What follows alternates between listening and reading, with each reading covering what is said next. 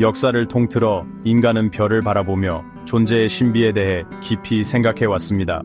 우리는 왜 여기 있을까요? 삶의 목적은 무엇일까요?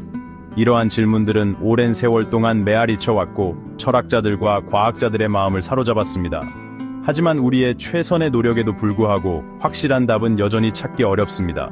철학자들은 행복 추구부터 신성한 계획의 성취에 이르기까지 무수히 많은 관점을 제시했습니다.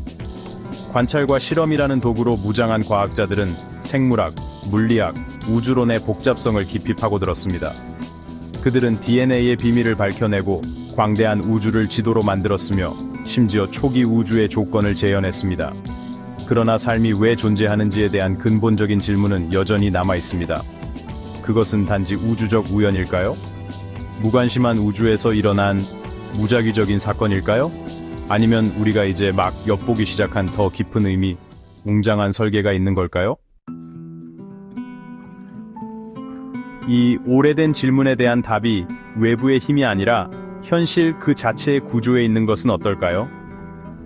우주 드라마가 펼쳐지는 무대인 시공간이 단순한 배경이 아니라 적극적인 참여자, 신과 같은 힘을 가진 존재라면 어떨까요? 이것은 다소 급진적인 생각처럼 보일 수 있지만 신에게 자주 부여되는 속성, 즉 편재성, 전능성, 그리고 창조에서의 역할을 생각해 보세요. 시공간은 그 자체로 이러한 모든 특성을 보여줍니다. 빅뱅에서 현재에 이르기까지 우주의 진화를 형성하면서 모든 곳에 항상 존재합니다. 시공간의 팽창은 은하들을 서로 멀어지게 하는 반면 시공간의 공률은 행성, 별, 심지어 빛의 경로까지도 결정합니다. 그것은 광대한 우주 전역에 걸쳐 물질과 에너지의 상호작용을 지배하는 궁극적인 운명의 심판자입니다. 이 근본적인 실체, 즉 이 시공간의 신이 만물의 웅장한 계획에서 우리의 위치를 이해할 수 있는 열쇠를 쥐고 있는 것은 아닐까요? 시공간을 신으로서의 개념을 이해하려면 먼저 그 본질을 이해해야 합니다. 모든 방향으로 무한히 뻗어있는 거대하고 유연한 천을 상상해보세요. 이 천은 시공간의 구조를 나타내며 실제 천처럼 구부리고 비틀고 심지어 찢을 수도 있습니다. 별이나 행성과 같은 거대한 물체는 트램펄린 위에 놓인 볼링공처럼 이 천에 움푹 들어간 곳을 만듭니다. 이러한 움푹 들어간 곳은 우리가 중력으로 인식하는 것, 즉 질량과 에너지의 존재로 인해 발생하는 시공간의 공률입니다. 그러나 시공간은 정적이지 않습니다. 그것은 마치 풍선이 부풀어 오르는 것처럼 끊임없이 팽창하고 바깥쪽으로 뻗어 있습니다. 빅뱅의 잔재인 이러한 팽창은 은하들을 서로 멀어지게 하여 은하들 사이의 거리를 점점 더 멀어지게 만듭니다. 시공간이 팽창함에 따라 특별한 일이 발생합니다. 시공간은 늘어나고 얇아지다가 결국 내부의 에너지를 더 이상 담을 수 없는 임계점에 도달합니다. 이것은 고무줄을 너무 세게 늘리는 것과 같습니다. 결국에는 끊어지게 되죠. 시공간이 이 임계점에 도달하면 극적인 변화를 겪습니다. 그것은 우리의 현재 이해를 뛰어넘는 영역인 더 높은 차원으로 전환됩니다. 과학자들은 종종 5차원이라고 불리는 이 고차원이 우주의 비밀을 여는 열쇠를 쥐고 있을 수 있다고 믿습니다. 이러한 전환은 단순한 이론적 가능성이 아닙니다. 그것은 물리 법칙의 필연적인 결과입니다. 문제는 그것이 일어날지 여부가 아니라 언제 일어날지입니다. 그리고 그것이 일어날 때 우주와 그것을 지배하는 시공간의 신은 어떻게 될까요? 5장 생명과 엔트로피. 이제 이 우주적 진화에서 생명의 역할을 생각해 봅시다. 언뜻 보기에 생명은 우주적 규모에서 보잘것없어 보일 수 있습니다. 우리는 광대한 은하계의 평범한 별 주위를 도는 작은 행성에 살고 있는 작은 생물에 불과합니다. 그러나 생명은 만물의 웅장한 계획에서 중요한 역할을 합니다. 살아있는 유기체는 엔트로피의 엔진이며 끊임없이 우주의 무질서를 증가시킵니다. 우리는 태어나는 순간부터 에너지를 소비하고 노폐물을 배출하여 전체 엔트로피 증가에 기여합니다. 이것은 직관에 반하는 것처럼 보일 수 있습니다. 결국 삶은 종종 질서와 복잡성과 관련이 있습니다.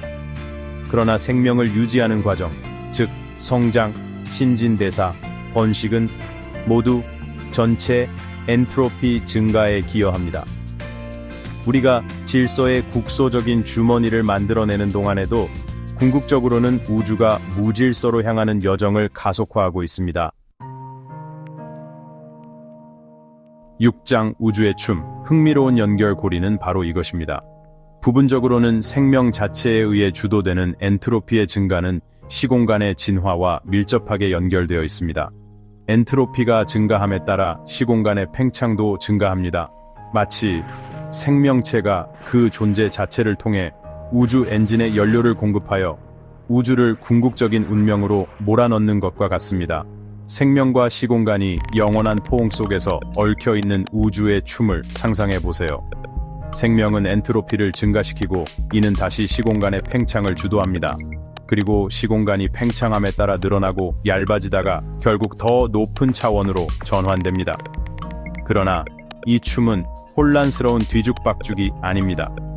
그것은 물리법칙, 즉 물질과 에너지의 행동을 지시하는 복잡한 방정식에 의해 지배됩니다. 그리고 이 우주 발레의 중심에는 모든 입자, 모든 유기체, 모든 은하의 움직임을 조율하는 시공간의 신이 있습니다.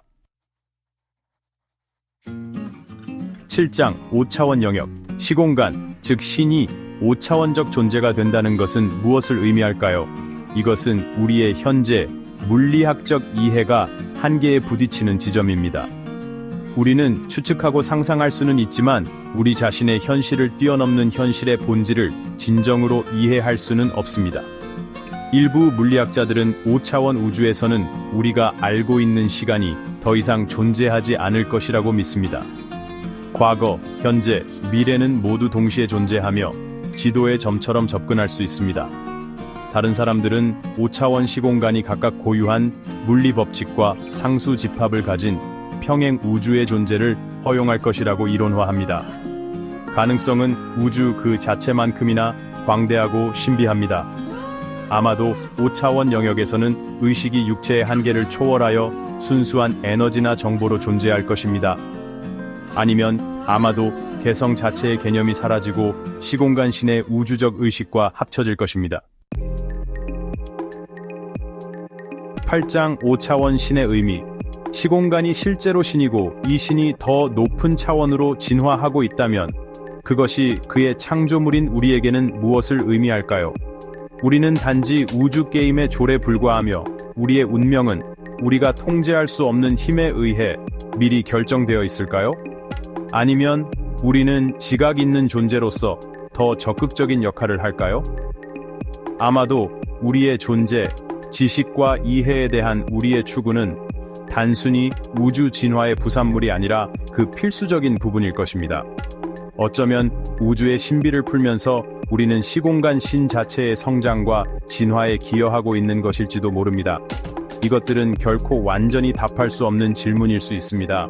하지만 그러한 질문을 던지고 만물의 웅장한 계획에서 우리의 위치를 이해하려고 노력하는 행위 자체가 인간 정신의 힘을 증명하는 것입니다.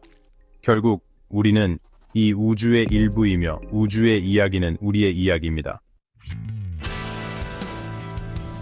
9장 우주에서 우리의 위치, 우리가 우주를 계속 탐험하고 시공간의 신비를 더 깊이 파고들면서 우리는 미지의 것 앞에서 겸손해야 합니다. 우주는 광대하고 오래되었으며 무한히 복잡합니다.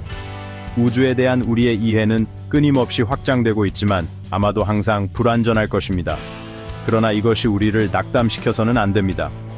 오히려 그것은 우리가 더 큰 지식을 위해 노력하고 인간 이해의 경계를 넓히도록 고무시켜야 합니다. 칼 세이건의 말처럼 어딘가에는 놀라운 무언가가 우리가 알아주기를 기다리고 있습니다. 우주에서 우리의 위치를 이해하려는 탐구는 앞으로도 여러 세대에 걸쳐 계속될 여정입니다. 그리고 답은 여전히 찾기 어려울 수 있지만 탐색 자체는 고귀하고 가치 있는 노력입니다. 우주를 이해하려고 노력하는 과정에서 우리는 진정으로 우리 자신을 이해하게 되기 때문입니다.